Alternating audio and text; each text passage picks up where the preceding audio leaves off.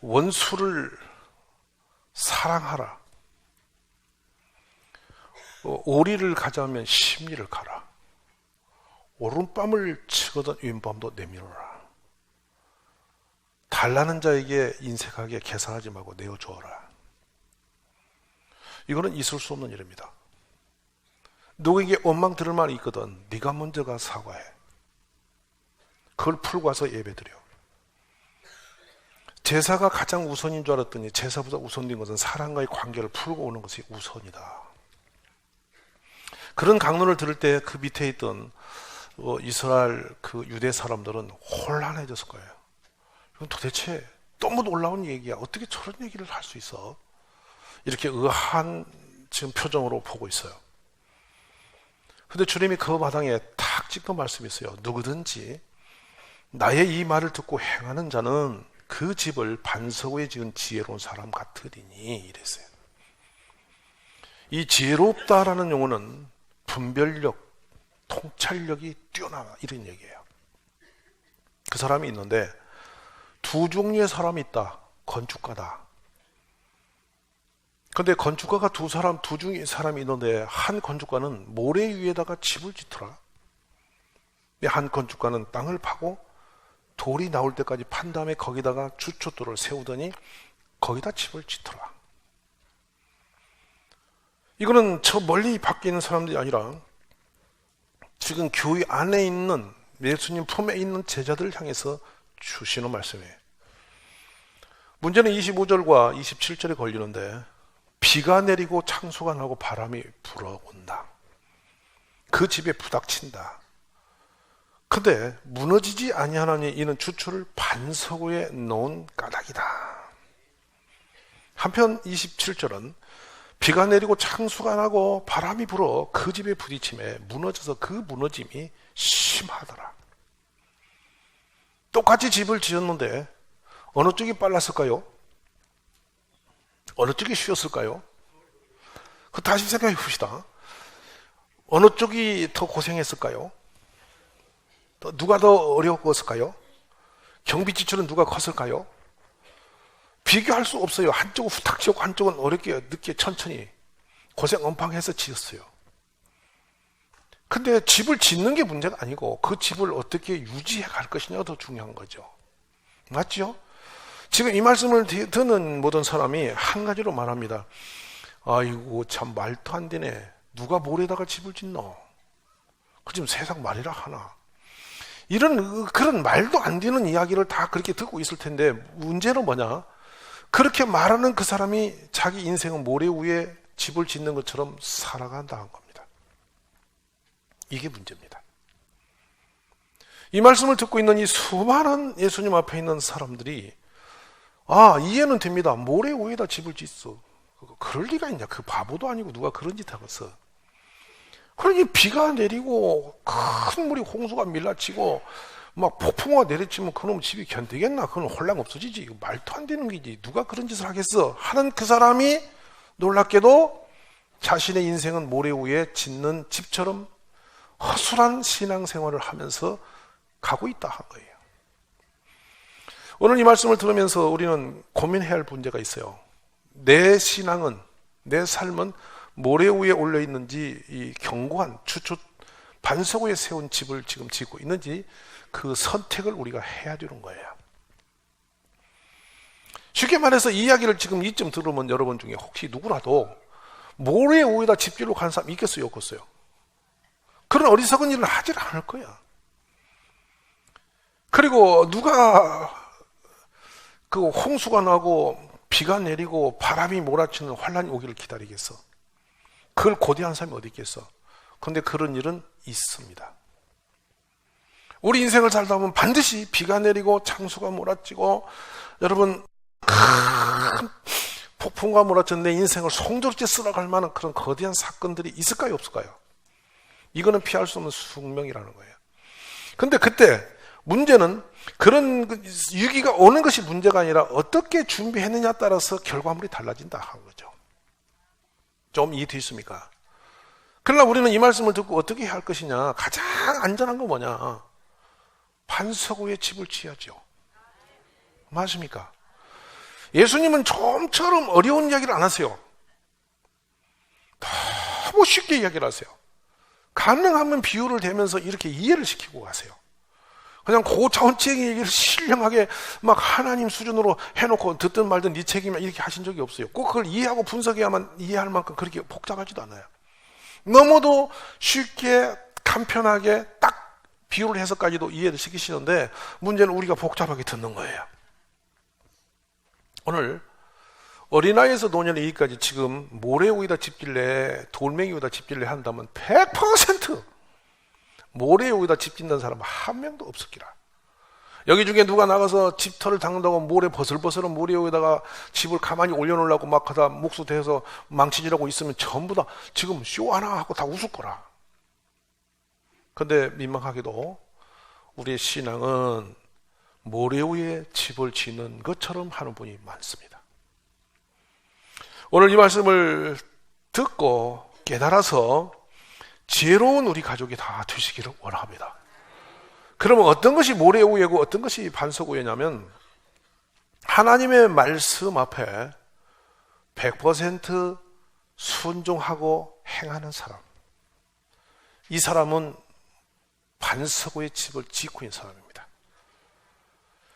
근데 한 번에 짓는 게 아니고 계속 해가는 겁니다. 땅도 파고 돌도 치우고 그래서 기둥을 세우고 건축을 하듯이 하나하나 계속적으로 내 신앙생활을 매일매일 말씀을 내 삶에 적용하면서 만들어 세워져 가는 거예요. 우리는 지어져 가는 존재입니다. 한 방에 완성된 존재가 아니에요. 완전히 완성되신 분은 예수님밖에 없어요. 우리 다 모자라고 부족하고 연약해요. 그러나 그걸 계속 끊임없이 말씀으로 순종하며 행함으로 점점 세워져 가는 것이 우리가 짓는 신앙의 집인 것이죠. 근데 한편의 사람은 자기 방법대로 자기 마음대로 살아버리는 사람이에요. 자, 그러면 제가 이해를 돕기 위해서 좀 더 쉬운 쪽으로 방향을 잡습니다. 어떤 게 있느냐? 세상에 왕이 있습니다. 왕 밑에 모든 백성은 누구 말을 들어야 삽니까? 왕의 말을 안 들으면 어찌 됩니까? 왕의 말을 거절하고 자기가 듣고 싶은 것만 듣고 안 듣고 싶은 거 안 들어보고 이렇게 사는 사람을 뭐라고 하냐면 역적이라고 합니다. 그 왕명을 거역하면 어떤 일이 벌어지죠? 그건 처단의 대상입니다. 그 왕은 그 사람 가만히 안 둬요. 모르게 거역해서 모르겠지만 임금이 아는데 대들고 반란을 일으키고 뭐 임금의 명령을 막 걸러 듣고 이렇게 하면 당장에 그 나라에서 제거되죠. 근데 지금 여기에서는 우리가 어떻게 보냐? 우리를 다스리는 분은 누구? 예, 하나님 아버지. 그리고 그 하나님 아버지께서 우리에게 대신 우리의 죄를 해결하게 보내신 예수 그리스도. 만주의 주, 만왕의 왕 되신 그분. 그분께서 말씀을 하고 우리는 들어야 할 책임이 있는 거죠. 그리고 그 말씀대로 순종해야 할 의무가 있는 거예요. 근데 문제는 세상의 왕의 명령은 오류가 많아요. 근데 우리 하나님 아버지 말씀은 1.1획도 변개할 수 없을 만큼 완전하세요. 맞습니까? 그러니까 하나님 말씀보다 더 온전하고 완전한 이 땅에 모든 거 없어요. 그래, 하나님 말씀은 진리입니다. 우리가 인간이 판단해서 이건 좋고 저건 나쁘고 걸릴 만한 그런 조건이 하나도 없이 완벽하십니다. 이거 인정하십니까? 세상 임금은 허수가 많습니다. 부실한 존재이죠. 그러나 우리가 믿고 따르고 우리가 인정하고 섬기는 우리 주 하나님은 털끝만한 오류가 없고 그림자도 없는 온전하신 분이세요. 그분이 이거다라고 하는 것은 그것이 맞습니다. 그게 진리입니다. 오늘 하나님의 말씀에 절대 주권 앞에 순종되어지는 믿음이 있기를 원합니다. 우리의 감정을 높이 들고 헤매지 마세요. 제가 교회에서 매년 계속 외치고 있는 것이 감정에 충실하지 마시고 믿음에 충실하시라고. 왜 그렇게 감정에 충실한지 몰라. 이 감정이라는 것처럼 기가 막히게 나쁜 게 없어. 이 감정 때문에 동생을 돌로 쳐 죽인 게 가인이에요. 맞습니까? 안 맞습니까? 우리 감정으로 인생을 결정하지 마세요. 우리가 자꾸만 이렇게 방향 잃어버려서 문제예요. 우리는 감정의 느낌에 의해서 인생 승부를 걸려고 해요. 그걸로 결판을 내려고 그래요. 아니에요. 모든 건 말씀이 있어야 돼요. 우리 예수님 말씀에 충실한 가족이 되시기를 간절히 원합니다. 여호와의 말씀을 순종하지 아니하여 내가 오늘 내게 명령하는 그의 모든 명령과 규례를 지켜 행하지 아니하면 이 모든 저주가 너에게 임하며 너에게 이룰 것이니, 신명 28장 15절에는 축복의 말씀을 딱 주신 다음에 저주의 말씀으로 경고로 들어가면서 먼저 순종을 들고 계세요. 말씀에 순종되고 행하면 너는 반드시 형통할 것이 돼. 너는 으뜸이 되며 꼬리가 될 수 없는 존재가 되는데, 너는 쌓을 곳이 없이 복을 받게 되는 긴데, 말씀을 어긋나면 그 순간부터 너의 인생은 엄청난 재앙이 계속 따르게 된다. 할렐루야. 오늘 말씀이 우리에게 살아나기를 간절히 원합니다. 오직 강하고 극히 담대하여 나의 종 모세가 내게 명령한 그 율법을 다 지켜 행하고 우르나 자루나 치우치지 말라. 그리하면 어디로 가든지 형통하리니, 이 율법책을 너 입에서 떠나지 말게 하며 주야로 그것을 묵상하여 그 안에 기록된 대로 다 지켜 행하라. 그리하면 너의 길이 평탄하게 될 것이며 너가 형통하리라. 여호수아가 가나안 땅에 전쟁을 하러 갈 때에 무기가 중요한 게 아니고 군대 훈련이 중요한 게 아니고 가장 중요한 것은 여호와 하나님의 말씀을 믿고 순종하는 게 가장 우선된 일이었다는 것. 그 말씀대로 가면 이기게 된다는 것. 근데 사실 그 말씀대로 준행할 때 여리곤도 무너졌고 요단강도 멈춰서서 건너가게 됐고 거기에 있는 모든 대적들을 사그리 이길 수 있는 힘을 하나님이 주셨어요. 맞습니까? 이건 역사입니다. 역사. 그래서 여호수아서는 성경의 말씀이 아니라 역사서입니다. 역사서. 역사적 사건을 그대로 기록하기 때문에 역사서예요. 그대로 갔더니 그대로 되었다는 것을 기록하신 거예요. 그래서 나와 내 자손은, 내 가정은 영원히 여호와만을 섬기겠다. 이것이 인생을 다 살아보고 싸움을 다 싸워보고 마침 하는 여호수아의 진정 고백이 된 거죠. 오늘 사랑하신 여러분, 감정과 인간의 판단의 이성에 충실해서 인생을 좌우로 흔들지 마시고 새해는 착한 행실을 내 삶으로 이루어가는 순종된 믿음의 사람 되어서 반석 위에 지은 집을 어떤 비가 와고 어떤 창수가 나고 어떤 바람이 몰아쳐도 흔들리지 않는 그런 집을, 그런 신앙을 세워간 우리 가족이 다 되시기를 주의 이름으로 간절히 축복합니다. 그들이 너희가 고운 음성으로 사랑의 노래를 하며 음악을 잘하는 자 같이 여겼나니 너 말을 듣고도 행하지 아니하거니와. 여러분, 겉으로 하지 마라. 마음으로 순종되어 주를 따르는 우리 가족이 되시기를 간절히 원합니다. 내 아버지 뜻대로 하는 자가 내 형제요 자매요 어머니다. 율법을 듣는 자가 의인이 아니요 율법을 행하는 자라야 의롭다 하심을 얻는다. 로마서 2장 13절입니다. 야고보서 말씀을 들어보십시오. 너희는 말씀을 행하는 자가 되고 듣기만 해야 자신을 속인 자가 되지 마라. 누구든 말씀을 듣고 행하지 아니하면 그는 거울로 자기의 생긴 얼굴을 보는 사람 같아서 제 자신을 보고 가서 그 모습이 어떠했는지를 곧 잊어버리거니와. 자유롭게 하는 온전한 율법을 들여다보고 있는 자는 듣고 잊어버리는 자가 아니요 실천하는 자니 이 사람은 그 행하는 일에 복을 받으리라. 행하다라는 용어를 여기서 9회 9번이나 반복적으로 쓰시는 이유가 뭡니까? 행하다는 순종하여 살았다. 아브라함이 순종해서 뭡니까? 가라 하니 갔다. 아멘. 이 믿음의 역사가 우리 삶에서 일어나기를 주님의 이름으로 축복합니다. 이만큼만 듣고 이만큼은 안 듣고 이만큼만 하고 이만큼은 안 하고, 이거는 본인이 왕노릇하는 겁니다. 살아계신 전능하신 하나님을 무시하는 겁니다. 듣는 것과 행하는 것은 현재 시제로 주어진 말씀인데 지속적으로 계속적으로 그렇게 가야만 된다는 말씀이죠. 옳은 가족들이 모두 이 말씀 앞에 충실해지기를 주의 이름으로 축복합니다. 그래서 이 온전하신 주님의 말씀을 우리가 겸허히 듣고 따라갈 때에 우리의 인생은 탄탄대로에 올라갑니다.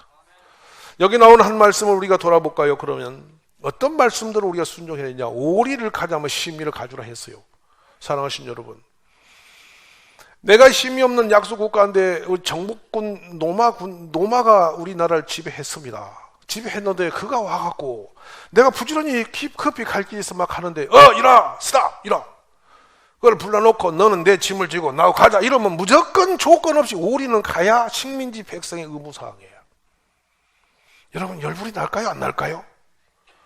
지금 그 POD를 내가 볼 일이 있어 가는데 갑자기 이리 와봐 이러더니 이리 와 짐을 딱 메고 가자 이러면 말없이 오리 가자는 거예요. 오리가 몇 킬로인지 아세요? 오리탕집이 아닙니다. 여러분 몇 킬로인지 아세요? 2킬로예요. 그러면 2킬로 갔다가 짐을 내려놓고 풀려나면 다른 사람이 또 부름받아 지우가 그럴 때 딱 이리 와봐 하는 순간에 우리 머릿속에 두는 하나의 생각이 있어요. 재수 더럽네. 안 그러겠어요?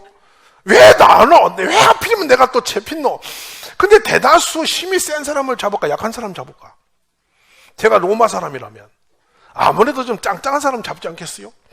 그래 이게 걸려 들어온 거라. 그러니까 힘이 센 것 같은 사람은 늘 잡힐 확률이 많겠지.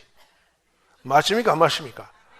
그러니까 로마 사람들이 짐을 질 일이 없어요. 문에 나가서 이러 부르면 가는 거니까.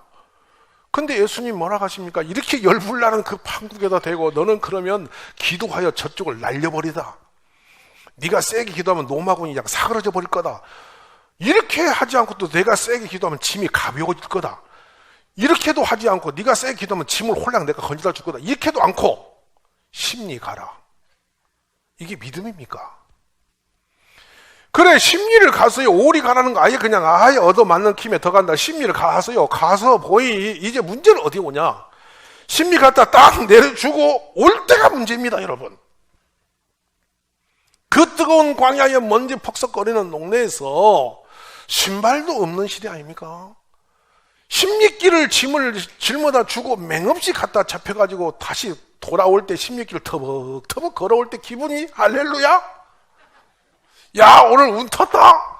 내가 착한 일 했다. 이렇게 기분 좋을 리 있겠어요? 없겠어요? 절대 그럴 수가 없어요. 저는 생각을 묵상해봐요. 10리 동안 짐을 지고 갈 때는 그래 간다고 봅시다. 올 때 얼마나 열불 나겠어. 이 비를 먹을 내가 이러면서 막 이 분노와 막 이 복수심이 끌어차오르지 않겠어요? 근데 우리 예수님이 심리 갖다 주고 오라는 거요. 그때 그럼 어떤 식으로 와야 되냐면 할렐루야 할렐루야 이러면서 찬양하면서 오늘 또 주의 은혜 안에 내가 순종하였습니다. 이렇게 웃으면서 와야 된다 그 얘기예요. 옆에 분 아세요? 이 기가 막힌 메시지입니다. 너가 누구하고 다툼이 있어서 원망 들을 말이 있거든 너가 먼저 제물을 앞에 놓고 달려가서 화해하고 돌아와서 제물을 제단에 올리라는 거예요. 아니 자존심이 있는 게지 지가 먼저 화해해야지 내가 왜 먼저 하노. 여러분 항상 부부간에도 있습니다. 네가 먼저 하나 보자. 주로 남자가 먼저 집니다. 왜냐하면 곤고합니다. 밥도 제때 안 나오지. 뭐 세상이 고단하지. 지 생필 조직이 다 무너졌어요. 부인이 손 놓아보면 온 집안이 스탑됩입니다. 남자는 가만히 있어도 별 문제가 없어요. 평상 향기 별로 없어서. 제 말 맞이요 틀리요? 그러니까 남자가 먼저 항복을 해요. 여보 이렇게 하면서 이제 풀어요. 그렇게 하다 보니 쌓인 게 너무 많아요. 그래서 일찍이 돌아가십니다. 참 신비로운 구조입니다. 어쨌든 먼저 푸는 자가 되라는 것이 성경입니다. 오늘부터 그리 사시기를 바랍니다. 믿음 센 사람이 먼저 사과하는 겁니다. 옳고 그름의 문제가 아니라 사과하는 게 문제입니다. 이해되시면 아멘 하세요. 이제부터 누가 먼저? 내가 먼저. 옆에 인사해도 아무리 나쁘니 내가 먼저 사과할게요. 이것이 누구 말씀이냐면 예수님 말씀이에요. 또 하나 더 나갑니다. 여러분 이게 순종이 얼마나 어려운지 봅시다. 오른밤을 맞거든 왼밤도 뒤밀어라. 아니 사람이 매를 맞는 중에 제일 기분 나쁜 게 따고 맞는 겁니다. 알아듣겠습니까? 손바닥 맞는 거, 뒤통수 맞는 거 이런 거는 그냥 괜찮아요. 이건 딱딱해서. 그 막 뒤통수 맞는 거 괜찮아요. 등우리 맞는 거 다 견딜만 해요. 발로 채도 괜찮아. 근데 따고 딱 맞아봐. 아니죠. 이거 자존감이 완전히 상실하는 문제야. 근데 오른밤 맞은 것도 열받아 지금 어떻게 할까 하는데 이 밤 또 때려달라고 내밀어? 말이 됩니까? 그러니까 오늘 또 이 말씀을 듣고 행할 사람이 몇이 안 보여. 그러니까 전부 다 오늘 모래 위에 서 있는 거예요. 이제 반석 위에 집을 지으려면 이 말씀대로 살아야 되는 거라. 맞습니까? 봅시다. 이제부터 나가서 손해나면 할렐루야 하고 이기라. 주를 생각하며 감사하라. 누가 달라면 헤아리지 말고 그냥 주라. 있으면 받을 생각도 하지 마라. 맞습니까? 맞습니까? 친구를 가서 나가라 하면서 못된 놈, 멍청한 놈, 바보 같은 놈하고 욕하고 멸시하지 마라. 니도 네가 누군데 그 말을 할 자격이 없다. 그럼 못 하는 거라. 맞으시면 아멘. 우리는 이제 완전하게 주님 앞에 어떻게 됐냐면 이제 무장 해제가 된 인생이에요. 맞으시면 아멘 하세요. 그러니까 이제는 착한 행실을 하기 위해서는 어떤 거냐면 눈에 도끼 빼고 인간의 감정 내려놓고 그냥 주님 말씀대로 나는 이제 버림받은 사람처럼 내어놔버린 사람, 자기를 완전히 부인되어버린 사람, 그 사람이 되어야 우리는 예수님의 제자기를 걷는 거예요. 그 사람이 서 있기만 해도 구원이 일어나는 거라. 말씀 아멘. 이제부터 이렇게 그냥 도끼 품고 눈을 부릅뜨고 그렇게 살지 마시고 도끼부터 빼시고 감정도 내려놓고 먼저 친구를 향해서 분노, 화를 내고 덤비들지도 말고 오리 가라면 심리도 가고 오른밤 치면 왼밤도 내놓는 그런 사람이 지혜로운 사람이다. 이해되시면 아멘. 왠가 하면 그 사람이 이기는 사람이라. 절대 결코 강하고 분노하고 소리치고 뛰는 사람이 이기는 법이 없다. 사랑하는 여러분, 협상 테이블에 기분 원리라는 게 있습니다. 상대하고 마주 앉아서 답이 없을 때 말을 많이 하는 사람이 지고 먼저 승기를 낸 놈이 진다. 알아듣기 바랍니다. 말없이 가만히 있는 사람이 끝에 이기요. 먼저 폴딱거리면 반드시 지게 돼 있대. 그래서 여러분, 외교관은 말이 어둔하고 성품이 무능한처럼 보여가 끝까지 가만히 보고 있는 사람이 이긴대. 이거 신기한 거예요. 그러니까 여러분, 팔딱거리봤자 금방 잡혀. 우리 이제는 죽어야 살아요. 맞습니까? 우리 주님의 이 진리를 깨닫는 축복 있기를 간절히 바랍니다. 비가 내리고 창수가 나고 바람이 불어 부딪히리 무너지지 아니하나니 이는 추출을 반석 위에 놓은 까닭이다. 오늘부터 열심히 우리는 반석 위에 집을 짓는 지혜로운 자 되시기를 간절히 축원합니다. 그래 살아가면 어떠한 세상의 환난이 문제가 와도 우리는 넘어지지 않고 결코 흔들리지 않을 겁니다. 새해는 우리가 감정대로 쉬 일어나서 감정을 높이 들고 세상을 갖다 공격하고 내치는 사람 되지 마시고 이제는 묵묵히 복음 앞에 서 있는 가족이 되시기를 원합니다. 오늘부터 이 말씀이 내 삶의 진리가 되고 가라는 길을 따라가는 지혜자가 되시기를 간절히 원합니다. 어려울 때 말씀을 붙드십시오. 끝으로 욥이 승리는 어디 있었느냐? 그러할지라도 내가 오히려 위로를 받고 그칠 줄 모르는 고통 가운데서도 기뻐하는 것은 내가 거룩하신 이의 말씀을 거역하지 아니하였습니다. 내가 그의 입술의 명령을 어기지 아니하고 정한 음식보다 그의 입의 말씀을 더 귀히 여겼도다. 주의 말씀은 내 발의 등이요 내 길의 빛이니이다. 고난당하기 전에 내가 그렇게 행할 때 이제는 주의 말씀을 지키나이다. 내가 주의 말씀을 지키려고 발을 금하여 모든 악한 길로 가지 아니하였사오며 주께서 나를 가르치셨으므로 내가 주의 규례에서 떠나지 아니하였나이다. 주의 말씀을 지키지 아니하는 거짓된 자들은 내가 보고 슬퍼하였나이다. 사랑하신 여러분, 새해에는 우리가 말씀대로 사는 깨달음이 있기를 간절히 축원합니다. 세상 풍조를 따르지 마십시오. 인간의 감정대로 우리가 불끈불끈 대항하고 살지 마십시오. 이제는 우리가 조용히 주의 말씀 앞에 자신을 맡겨드리는 착한 성도 되시기 원합니다. 그리고 할 수 있으면 남에게 선한 일을 많이 하십시오. 이게 착한 일이야 하는 것에 힘을 쓰시면 복이 있는 사람 되실 줄로 믿습니다.